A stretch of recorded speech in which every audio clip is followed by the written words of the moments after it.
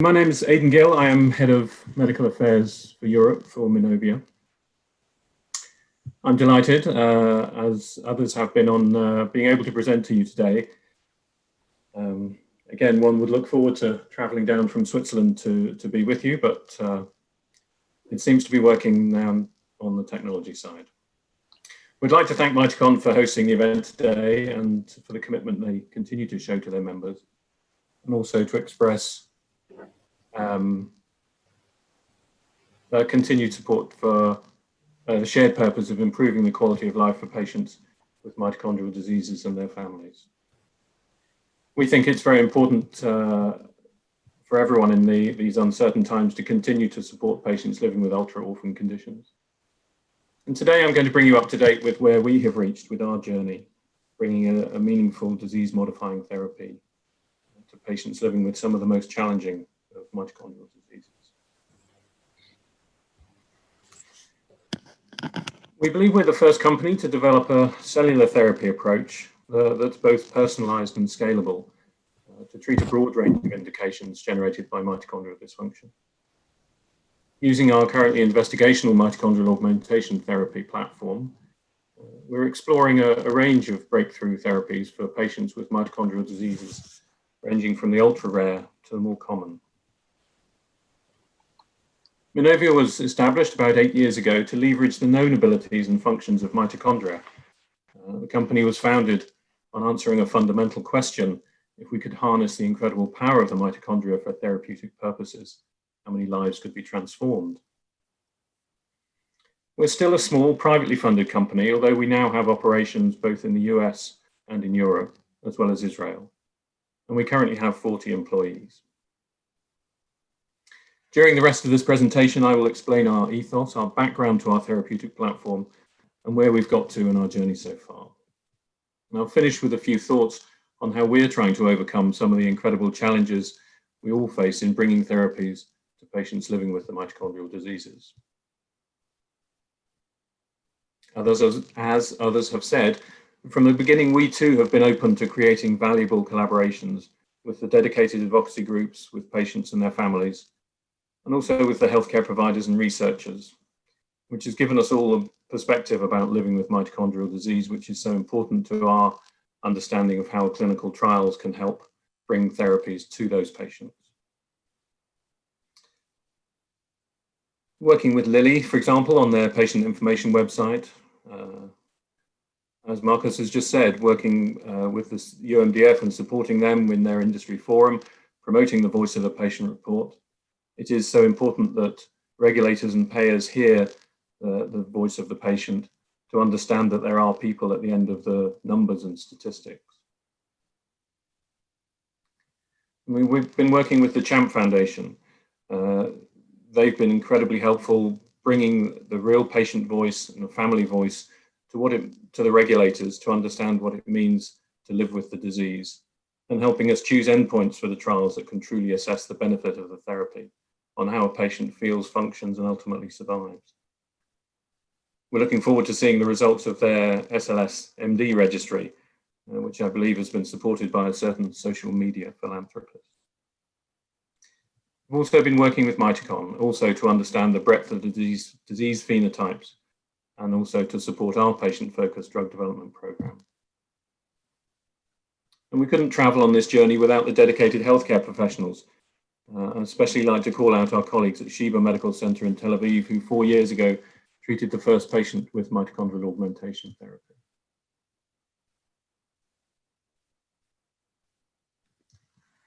Mitochondrial augmentation therapy exploits the fact that isolated mitochondria can enter cells and maintain functionality, and also that these cells can transfer mitochondria to neighboring cells. There's no consistent animal model of mitochondrial deletions available to us at the moment that we could utilize. But over the last 8 years, our preclinical scientists have utilized 3 different models which seek to replicate different aspects of the pathophysiology and have refined our understanding of how the known activity of mitochondria can be harnessed to affect change in the pathological process. MAT brings wild-type mitochondrial DNA into the patient-derived cells ex vivo. These enriched cells are then reinfused into the patient's bloodstream. where existing studies are consistent with our understanding that they home to the bone marrow and help reconstitute it. Based on our preclinical findings, the augmented cells can transfer mitochondria to additional hemopoietic cells, which will circulate systemically and can affect other tissues such as the kidney by mechanisms that we're currently still elucidating.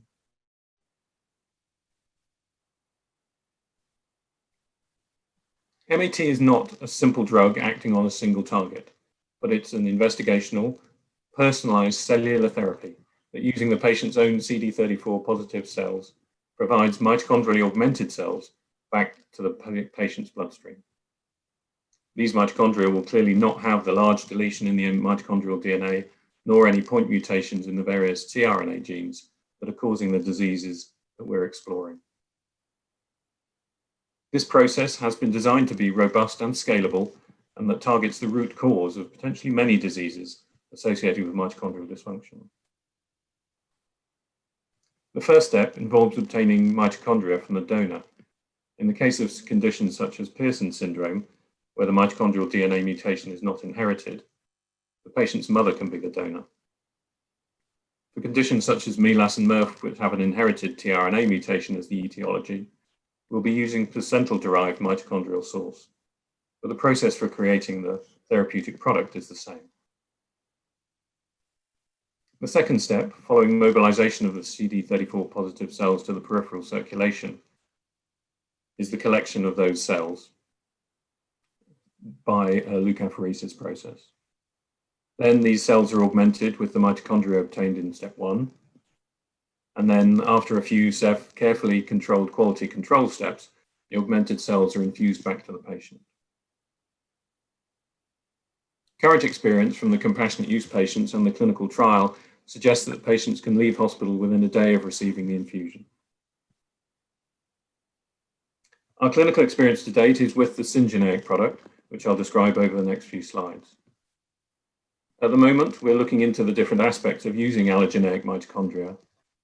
Though we currently don't believe that there will be that many differences, we'll be looking at various aspects such as persistence of the mitochondria, potential immunological reactions, whether any preconditioning or redosing is required, all during the ongoing preclinical work, and we'll look further in the upcoming phase 1 study.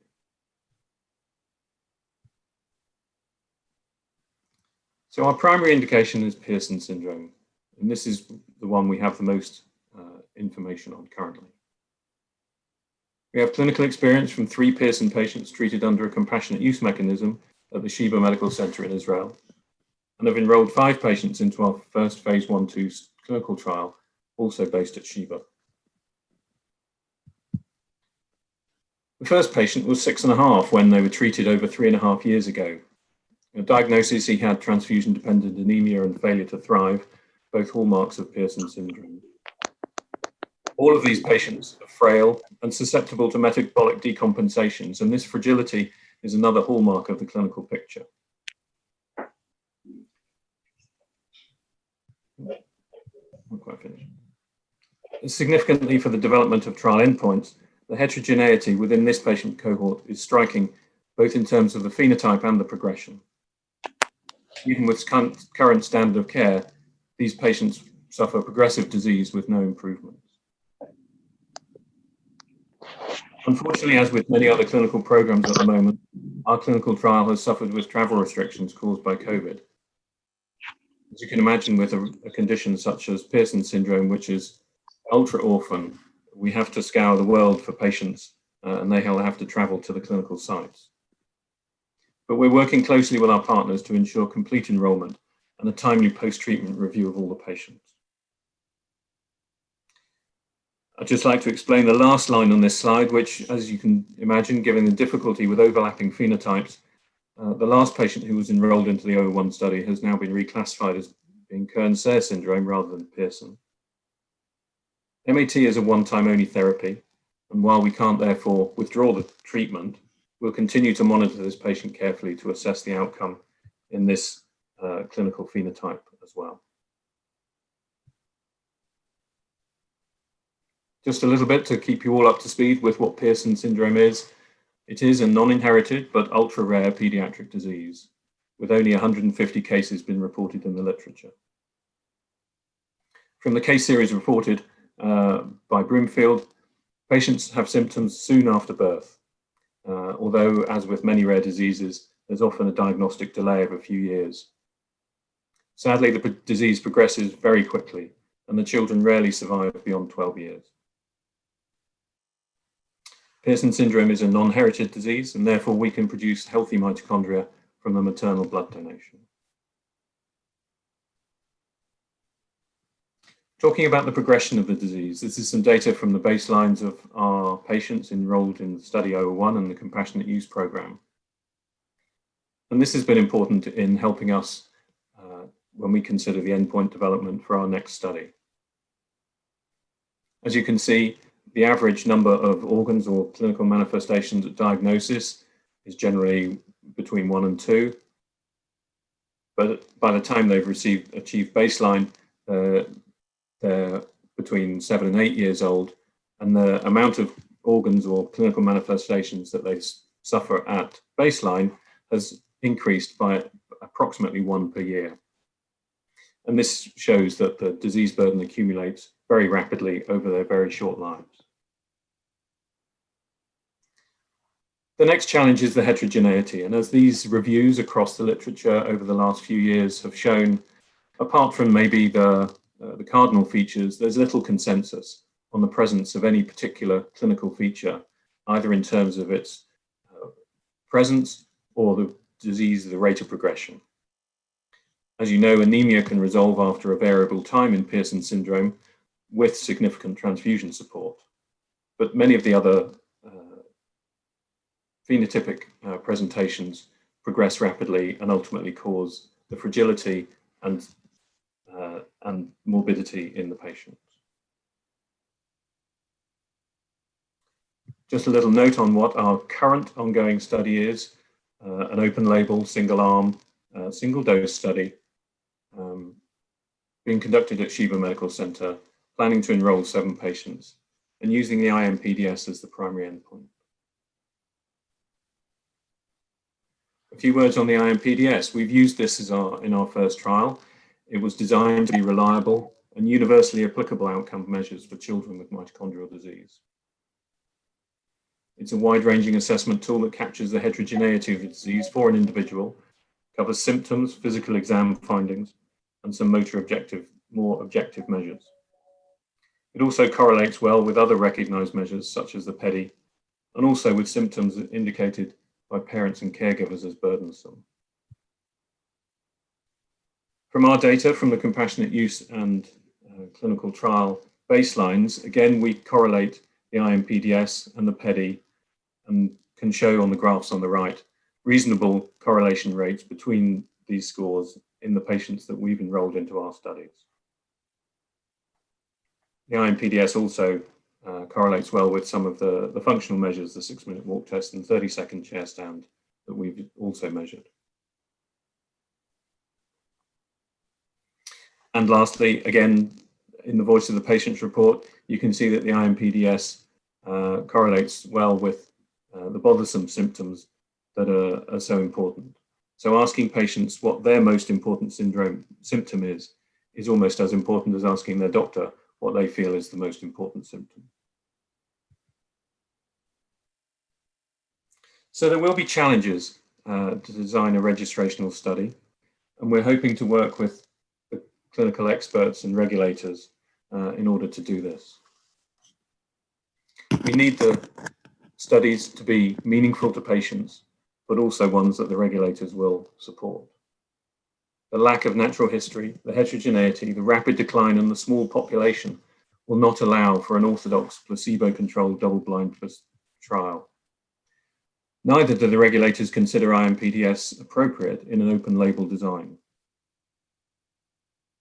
So we've been working with clinical colleagues in several centers across Europe and America who've experienced the cohorts of Pearson patients who they've followed over many years.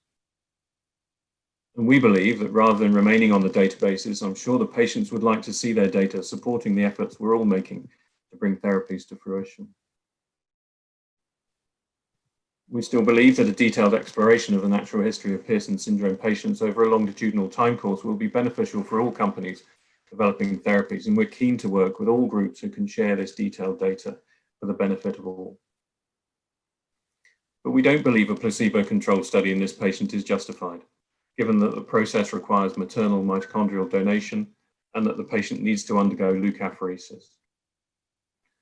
So in our next study, we'll be looking to how to monitor within patient change, but we're also exploring how to individualize the endpoints so they're most meaningful for an individual patient.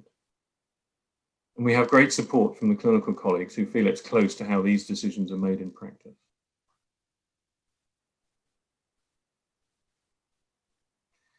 Minovia is a small company, but with big ambitions. We know we've taken on a huge challenge, but with the help and support from the entire community, we believe we can succeed in bringing much needed disease-modifying therapies to patients.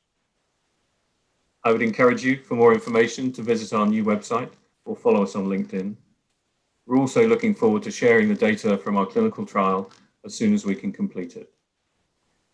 Thank you very much for your time, and I hope you enjoy the rest of the conference.